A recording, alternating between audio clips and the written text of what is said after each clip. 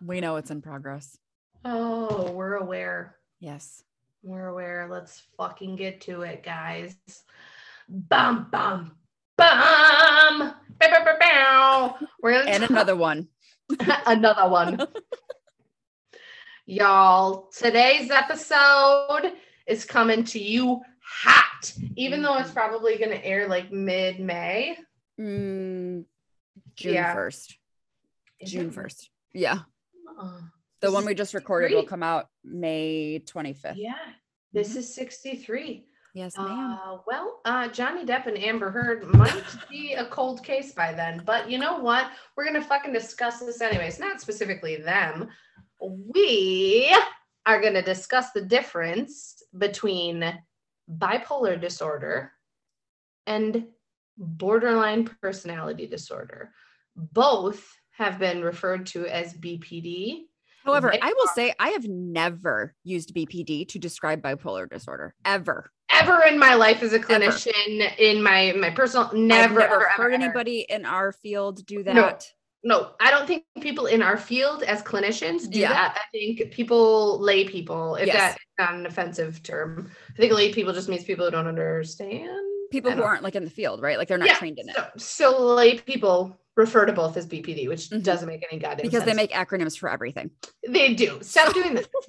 Or shorten things down, right? They just shorten it down. Stop doing that. The latest one I seen was like, if ASL means as hell, I'm done here. And I was like, ASL like American Sign Language? Like ASL mean as hell? Apparently. Wouldn't that be Ash? like Ash, as hell, or Ashel? Like what? Stop it. Wouldn't it be?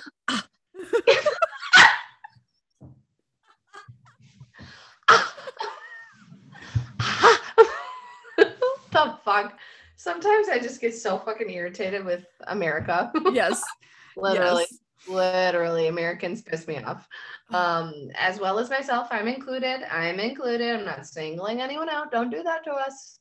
So BPD, which is borderline personality disorder, which is how we might refer to that throughout this. We will always say bipolar. Maybe not add the disorder on, but we'll say bipolar. So BPD is going to be the borderline personality disorder. It's just easier to say BPD instead of the fucking jumble of words that it is. So we're going to talk about the differences, because I think a lot of people think, and I've heard from clients that a lot of people are kind of lumping them together, and they are wildly different diagnoses. Yes. Are there similarities? Sure. Yes. The primary,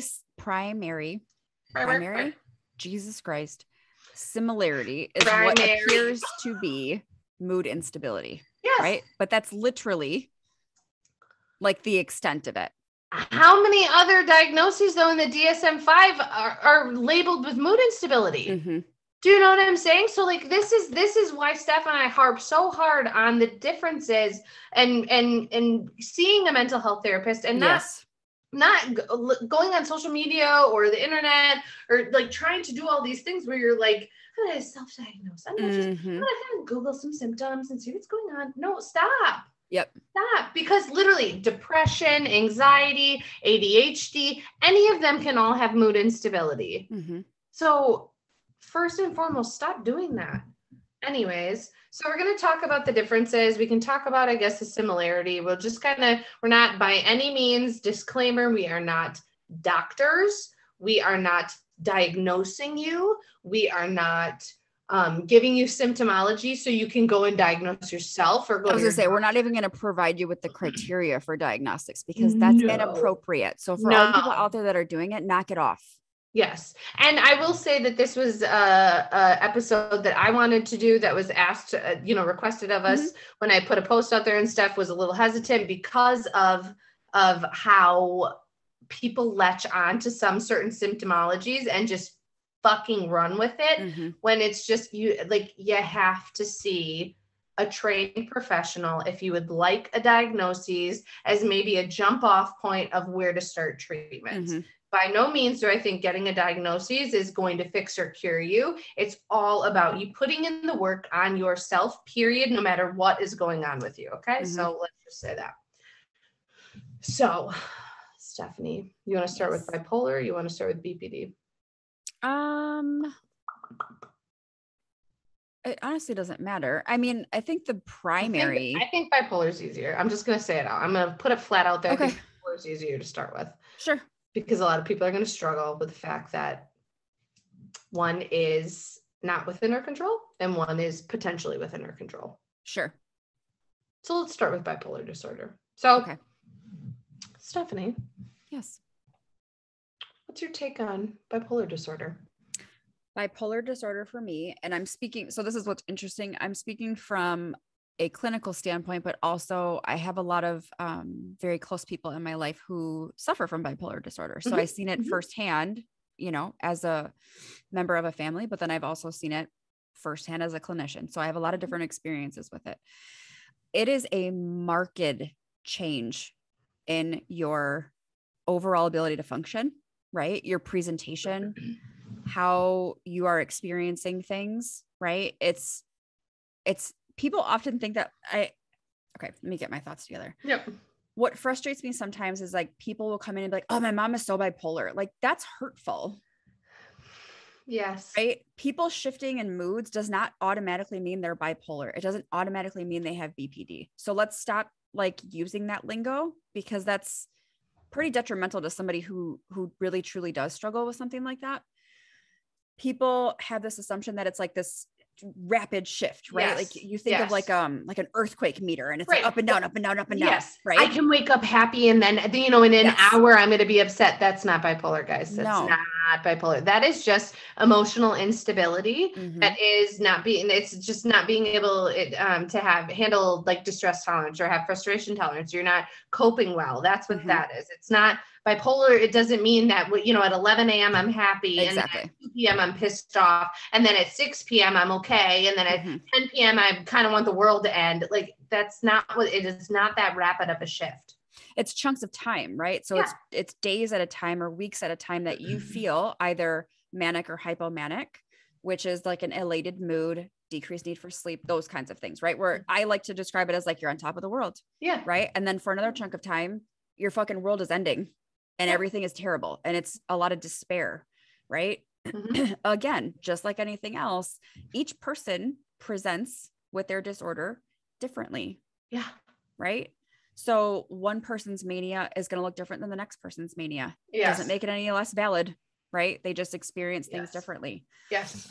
And your mania, like, please understand, your mania doesn't have to be like, I'm going to sell my house and go live as a gypsy living across the thing. But it could be like, you know what, these people don't treat me fairly at my job and I'm going to quit my job and I'm going to get a new one. And it's like, you don't have a job lined up and you just on a whim quit that. What are you talking about? So like, please understand that everybody is going to look different. It's not going to be the same. It's there can be a lot of impulsive behaviors when it comes to bipolar disorder, right? So like being hypersexual, gambling a lot, spending a lot of money, being kind of reckless, kind of like reckless abandon, right? Where you just kind of like go fucking do shit because you're on top of the world. You're invincible. Nothing's going to happen. Something. Yes, absolutely. With bipolar disorder, and I'm not saying this has to happen for everybody, but in my experience as a clinician and as a family member, medication can save your life. Medication rectifies about 90% of those issues. It can save your life. Yes. It can bring you to a point of stability where you don't have to experience the highs and lows so severely, and where you are much more kind of in your body, right? Yes. A hallmark statement that I hear from people a lot that struggle with bipolar disorder once they get on meds is, oh, I don't like to feel like this. I like the ups and downs because they're used to it. Yes. Right. Yes. However, when I've talked to them when they're in a manic episode or a depressive episode, they fucking hate it. But once they're stable, they're like, well, I'm not used to this, though. This feels weird. I don't like it. Or it's the opposite effect of like, hey, I'm good now. I don't need these anymore. Yes. And then they get off. Oh my God, yes. And then we spiral into an episode. Yep. I am not saying that you have to treat it with medication. I'm just saying that medication is a tool. I know people that don't take medication, and that is their choice, and that is okay, but they better have a big ass fucking toolbox of coping skills from. Yes. During each of those episodes. 100% agree.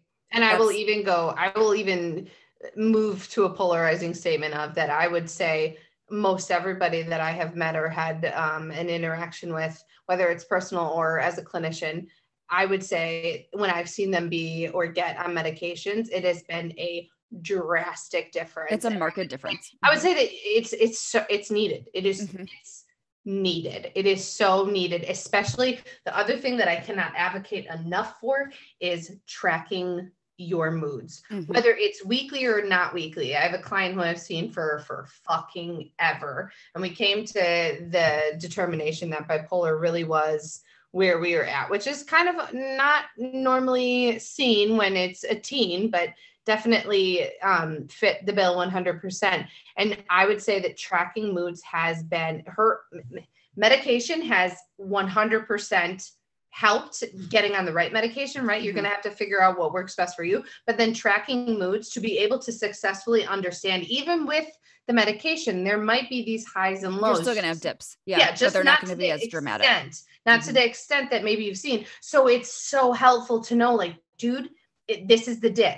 This is the dip. It's going to be maybe about 2 weeks, and then you're going to come right out of it. And just trust me when I say this, follow me, use your coping skills, use the tools, journal, be around friends, do the things that we've talked about. And when you come out of it, we're going to be able to see that that's what that was. And I will say that has made literally all the difference in the world to be able to say, like, it's not taking away the validity of what this person is experiencing, of what they're understanding, what they're going through. It's just like, now sometimes it helps when people are like, okay, I have a root cause, or I have a pinpoint of like, okay, I know this is my dip, and this isn't just me, in air quotes, being dramatic or blowing things out of proportion. No, these are real feelings that you're feeling, and they're valid. You're okay.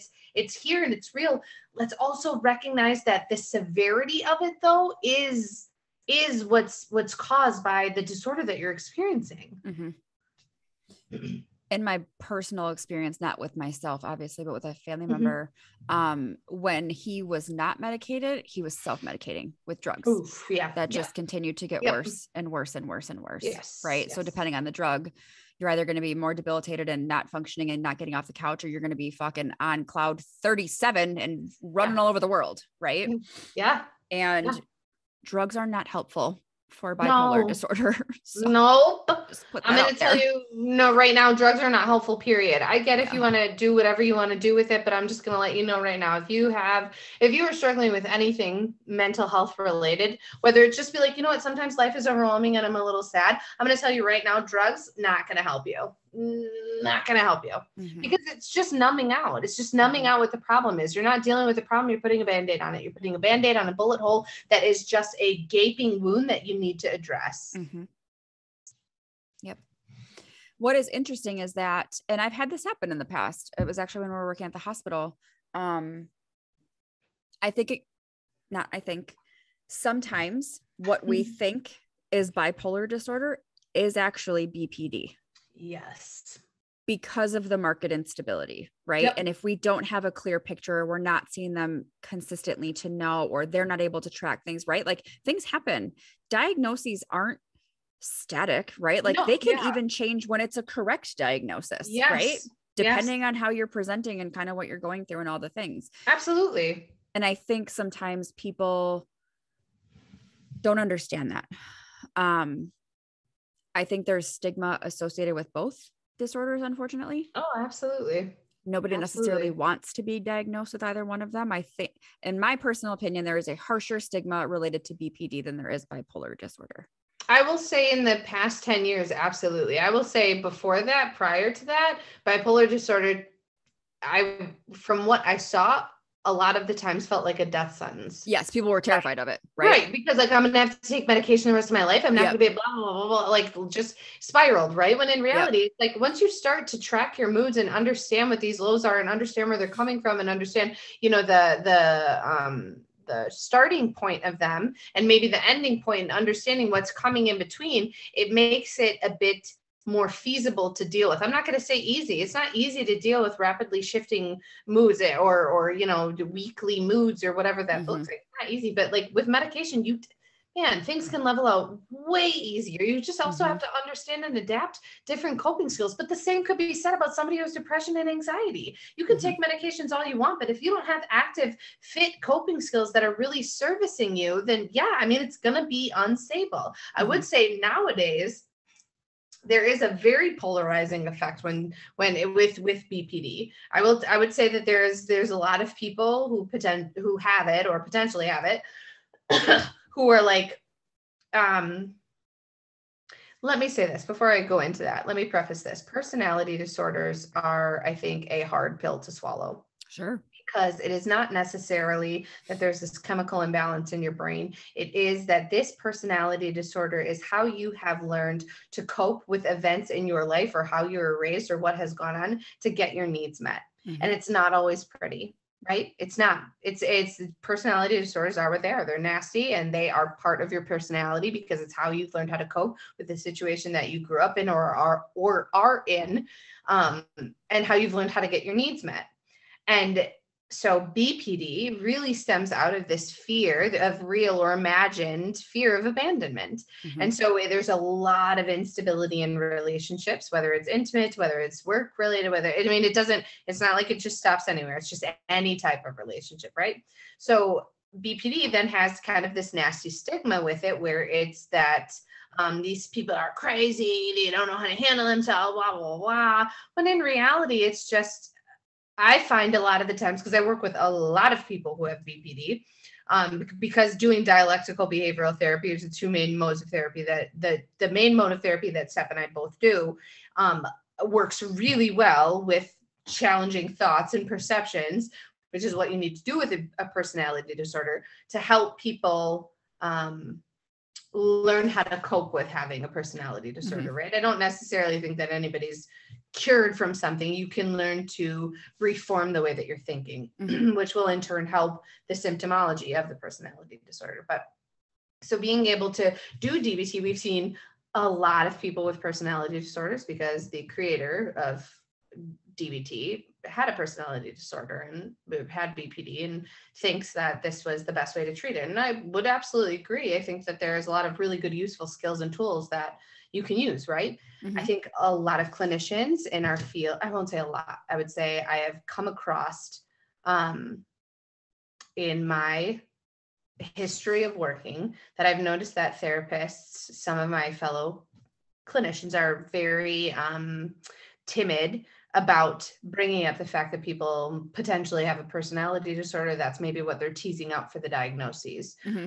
A lot of people skirt around it, or maybe don't bring it up or talk about it or address it because you're dealing with somebody's personality. And that's a hard thing to swallow, right? If somebody's saying like, hey, your personality has some pretty poor coping skills or some behaviors that might be really manipulative or whatnot, like that's asking that person to really dive in and look at themselves. And like, that's hard in general, getting somebody to do in therapy. Yeah. But when you're coming out and you're like, no, that's your diagnosis, like that's a really difficult thing to deal with. So I think that too is another issue in our field, is like, one, people aren't addressing it. But then two, when you're dealing with a personality disorder, it's just you're attempting to teach people how to undo how they've learned to cope with their life. And that, I mean, and see the world. Yeah, that could be years of, I've operated this way since I was 7. And that's how I learned to survive. And you're telling me now that this is an inappropriate way when I was 7 and I went through all this trauma and I'm 30 something now, you're telling me that that's wrong, quote, but it's like, no, but it is. It's not like, you're not wrong, but like these behaviors are really pretty terrible. So we're going to change them. Do you know what I'm saying? Yes. Have you ever had a client try to figure out other things that are wrong with them after you told them that they have BPD? Mm-hmm. Mm-hmm. Yeah. Where they do like kind of their own research of like, actually, I think it's this. Mm-hmm. The denial phase. But I kind of look at it like the, I don't Kubler-Ross's, but I don't think it's Kubler. I think it's like the accent on it. But in my mind, it's Kubler because it's Kubler, mm-hmm. Ross's 5 stages of death and dying. I think that applies to many, many things in life, not just death and dying, of that, bargaining, acceptance, denial, blah, blah, blah, blah. Definitely. I definitely think that people go through that once they get handed down some of these diagnoses that maybe are going to be, I don't want to say around for their whole life, depending. There's some diagnoses that, yes, are around for your whole life, and it just is what it is. But like, there's going to be things that are around for a while. And I think there's a struggle with that permanency of that, of like, but this can't be. I function my whole entire life and you're telling me this is what's going, I can't, no, that's not it. And it's like, well, it is though. Whether you want to believe it or not. Sure. And I had a client where that happened and they were like, well, I think it's just my attachment style. And I was like, well, if you read further on that attachment style, it actually says this can lead to BPD. Yeah. So, and I think you crossed that line. Yeah. So, I did it myself. I did it. Yeah, I did it myself. Thank you. Thank you. I'm not one to talk about masterpieces before they're finished, but so this topic got brought up, right? Of wanting to talk about the differences between BPD and bipolar disorder and wanting to talk about how to handle somebody with bipolar disorder. If there's somebody in your life who, not bipolar disorder, the specific question was somebody who has BPD in your life and how to handle them or how to, maneuver around it. So realistically, again, there's similarities between them, but I would say that somebody with BPD, there is going to be rapid shifts in mood, depending on how their perception is of that relationship with that person, whether it's work, whether it's friendship, whether it's intimate.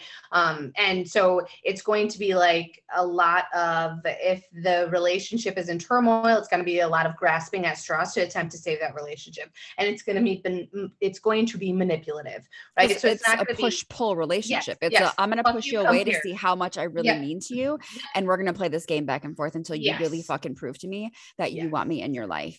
And the other scary caveat to that, and this, I am not making a blanket statement by any means about BPD.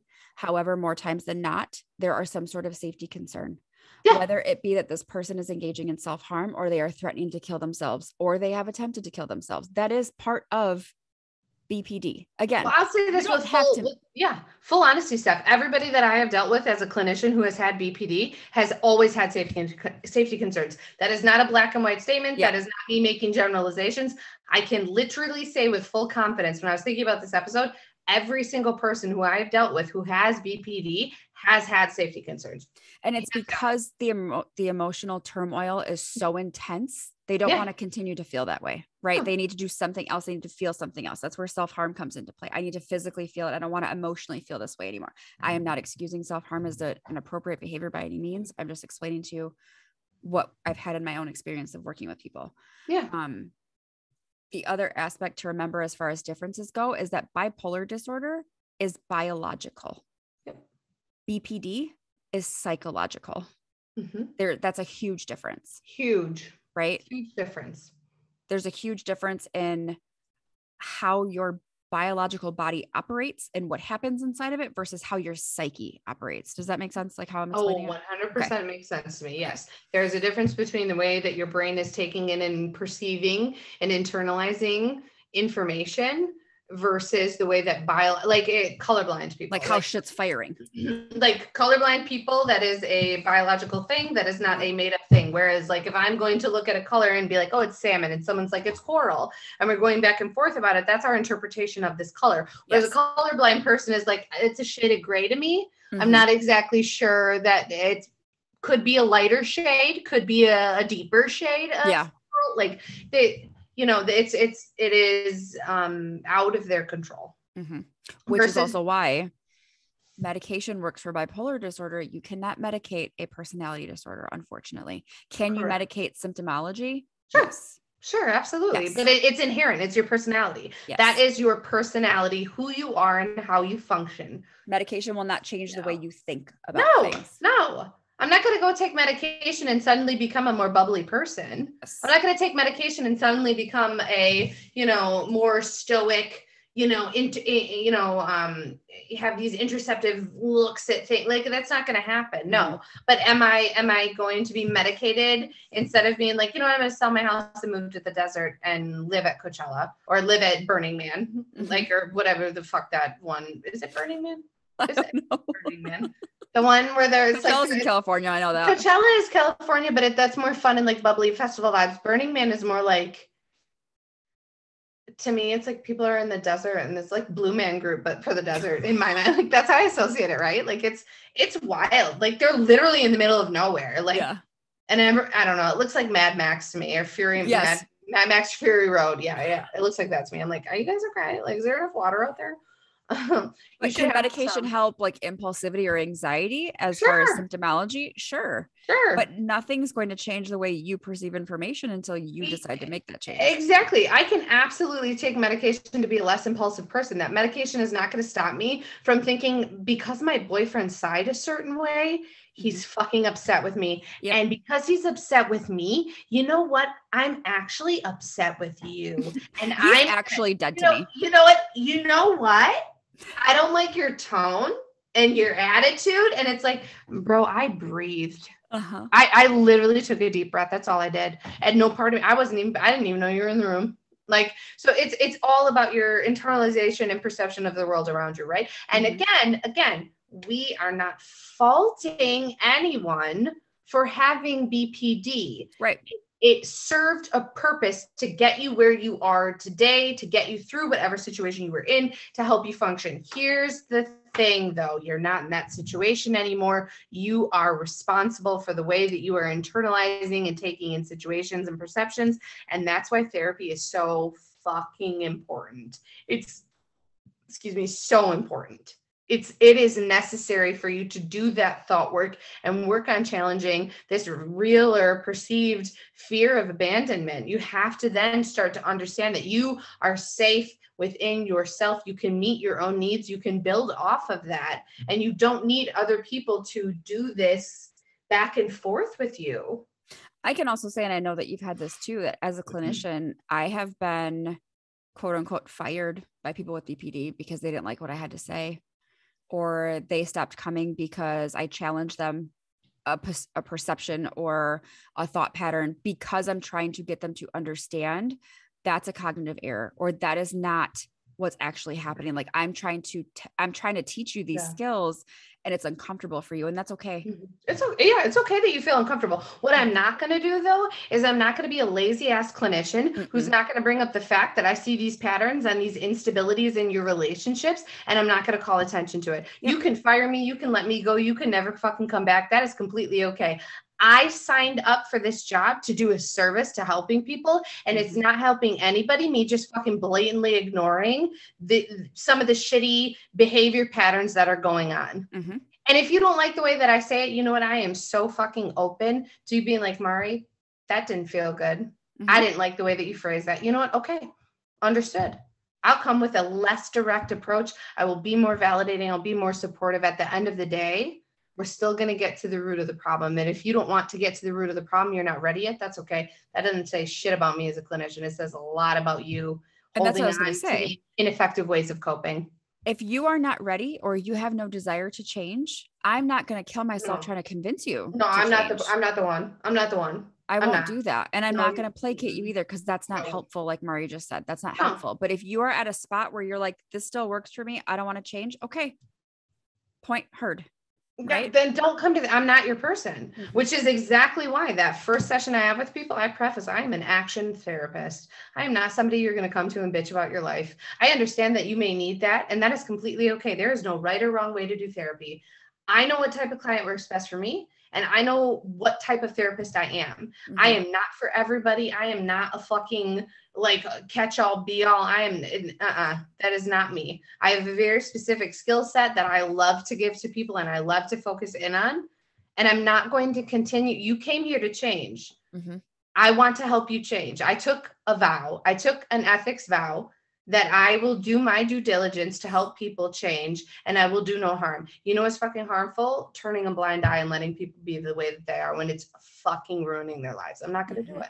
I'm not going to do it. So yes, I've absolutely been fired. I'm sure people take words out of context, say whatever, but I can't change that. I can't change your internalization of what I'm trying to teach you unless you come to me and ask me like, hey, you know, this is what I got out of it. This was my perception. What are your thoughts on that? Oh my God, that wasn't my intention. Here's blah, blah, blah, blah, blah. But like, or yeah, it was my intention to make you think. Absolutely. What did that bring up for you? What did that stir up for you? And again, DBT is more than just talk therapy. You have to do the work. There's so much work behind DBT. It's kind of unreal, right? We don't even teach all of it because there's so much. Literally, I don't do half the things that are taught for like the intensive aspect of DBT, just because that's not to me what outpatient therapy is. No. It's intensive, like journal cards and checking things and safety check-ins and all of that. Like I understand that that's needed and it's absolutely necessary in some of the different levels of therapy. I was gonna say, in a higher level of care. Absolutely. But outpatient therapy to me is not what that is for. Mm-hmm.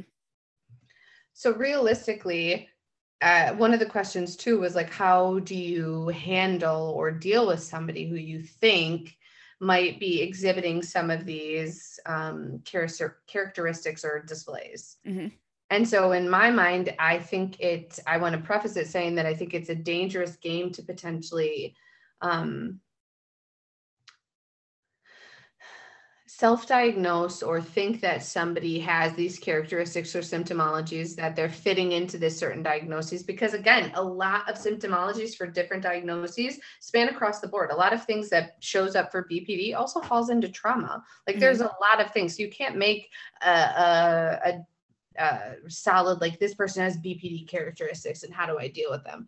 If this person has a set diagnosis of BPD, I think being very clear and intentional with your words and being able to have open, honest conversations is imperative. It's so important to challenge perceptions, to offer that open, vulnerable space for that person and to say like, hey, if I'm saying something and you hear it a certain way, I need you to say like, hey, I internalized it like this, or hey, this is what I heard. Well, what did you mean by that? The caveat is, though, this is resting on hoping that that person is going to come and be open and vulnerable with you and have that discussion. You can't control that. Mm-hmm. So realistically, like you can do all that's in your power to make a comfortable, safe, vulnerable environment. The other person has to step into that vulnerability. And with BPD, that's extremely hard for people to do. Mm-hmm. They fear rejection. I'm not saying it's impossible. I'm just saying it's extremely hard. There's actually a book that I have. Actually, I think I borrowed it to a client and never got it back, which is really frustrating. But it's actually called Loving Someone with BPD. And it is for partners, to be able to read and understand kind of where they're coming from. And it's not asking the partner to undo anything or do the work themselves. Right. It's just giving you a better understanding of what it's like to be with somebody who has BPD, because it's written from different people's perspectives who have it. Mm-hmm. I think also the book Walking on Eggshells. Yes. Yeah, that was also a good one for dealing with somebody who has BPD. What was the other one called? I think it's called Don't Walk on Eggshells, isn't it? Maybe.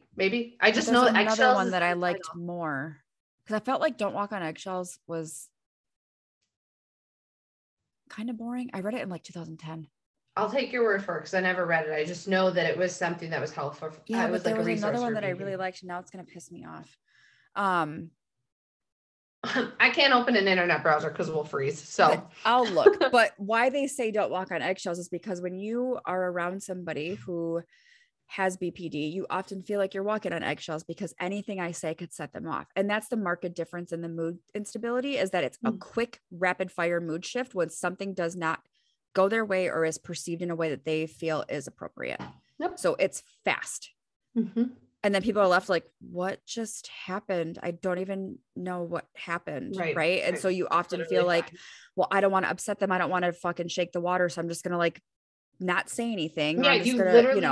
You literally fall into this fawn response, this passivity of being like, you know what, it's okay, it's fine. And you're pushing yourself to the side. And so then you're just reiterating in your head that your intuition is off. It doesn't matter. You don't need to listen to yourself. And then it's just setting the tone of like, I don't need to get my needs met. It's okay. So then you're learning that as a partner. And that's with any personality disorder. Let's be very, very, very clear here, because there's histrionic, there's BPD, so the borderline personality disorder, narcissistic, antisocial personality disorder, probably more. That's all cluster B, I believe. Okay. I don't know what cluster A is. The other one is I hate you, don't leave me. Oh, and that is about the push pull. The first one I opened up, it says, "Good morning, monster." What? What's that about? Could you imagine being like, no, honey, I'm just reading this book to understand you better. Good morning, monster. And it's like a Friday. Good morning, my little monster. Like, what? Good morning, monster. A therapist shares 5 heroic stories of emotional recovery. Gross. I was just going to say, I don't agree with that already. I really think there could have been a better title than that. Yeah. I might as well have said Good Morning Psychopath. Like, I mean, come on now. That's rude. Stop walking on eggshells is what the other one is called. Stop walking on eggshells. Okay. Mm-hmm. Oh, there's another one. Cleaning up your mental mess. What? I mean, I don't think you got to put it like that. A lot of internalization there. There's one called When Your Daughter Has BPD. Oh, Get Me Out of Here. That was a good one. Okay. But it says my recovery from BPD. Oh, not really. I was gonna a little judgmental on that. I always do. I think I have a bias there as a clinician of like, I'm cured. Well, I mean, yeah. So I think the important aspect of being around somebody who has BPD, if you're in a relationship, whether it's intimate or a friendship, is just being very intentional with your words and also very vulnerable and advocating for yourself. I think that, sure, I mean, people might get upset at things that you say. I think that Steph and I have preached this since the moment we started this podcast. You're not responsible for how other people feel. Mm-hmm. You're responsible for your behaviors or your actions or statements that are said, but how those land and make people feel and how they internalize them, like you don't have control over that. Nope. I could come in and be like, Steph, your hair looks really good today. And Steph could be like, it doesn't look good any other day. Today's the day that you're going to say that it fucking look like. I'm not responsible for how she's internalizing that statement. There's nothing I can do about that. I know my intentions behind the statement of saying XYZ, and I can make that known. I can say like, these were my intentions. But if somebody doesn't want to believe me, I'm not a fucking private investigator or a detective. I'm not going to get to the bottom of trying to make you believe what I said. Mm-hmm. I'm an adult, and I know for myself, which is the only thing that I can control, that I'm saying this as a factual statement that I believe versus trying to make you think something or like playing at some game or being manipulative. Yep. I think that's what also people struggle with is like, well, I don't want people to, like, I don't want to be manipulated. I don't want to be this. Here's the thing that you might get manipulated. You might be vulnerable and get hurt with somebody. We were talking about this on the last episode too, of like being I don't want to be hurt in a relationship. But here's the thing, you're going to be. Mm-hmm. The thought process is the after effect. Mm-hmm. Something happens, a situation happens, take a step back, recognize what's happened, and then set a boundary going forward. That's what it is. That's all that it is. You cannot keep yourself from feeling what we term or deem as negative emotions. You can't. Yep. It's meant to be there. It is meant to be part of your life. You cannot keep yourself from that. Because if you numb out the negative, you're numbing out anything that could be positive that goes along with it. Mm-hmm. So, hopefully this is a better understanding of what BPD is versus bipolar disorder. There's also 2 different classifications of bipolar disorder. Again, we're not really giving symptomology and going into it. Just, again, if you think that you might be suffering from one or the other, going to see a therapist, going to get a neuropsych exam done, so anything like that is going to be extremely helpful for you to be able to. That doesn't include taking online quizzes, by the way. No. I'll let you know that right now. No, I need you to talk to an actual person for a couple of sessions, okay? Not the first one. I need you to have a couple of. I mean, and I'll say this: the person, the client who I'm very fond of, who I've had for forever, we didn't arrive at a bipolar diagnosis for years. It took years of building and, figuring out emotions and figuring out swings and figuring out these different things to understand what it was. So you're not going to see someone once and be like, yes, this is what I have. There's so much to unpack. And again, the mental health is meant what it is. Like there's so many different symptomologies that wrap into everything that it's just not this definitive answer. It's not this black and white decision. So know that. So again, if you think that there might be something going on, please see someone. If you're dealing with somebody who you think might have BPD, please go see someone. They can help you with tools to be able to effectively communicate with that person or learn how to just effectively communicate in general. Sure. Which I feel like a lot of our world is lacking, period. So you can find us at Rewriting Her Story Podcast on Instagram. Steph is at SpookyFitMom13. I am at BEA_XO11. We are at Rewriting Her Story Podcast on YouTube, and then rewritingherstorypodcast@gmail.com. If you have any questions, concerns, comments, topics you want covered, please, please, please send them. We would love to. We love answering the call to whatever people want us to talk about. I think the past 7 have been requested topics. And then I think we have 1 or 2 more that we need to record that have been requested topics from Facebook posts and emails or things that we've gotten. Mm-hmm. So we love doing that. That means the world to us. So please let us know. Yeah, I think I wrapped that up. Mm-hmm. That's all the things that I say on my usual spiel at the end. Yes. Anyways, we love you all. Until next time. Bye. Bye.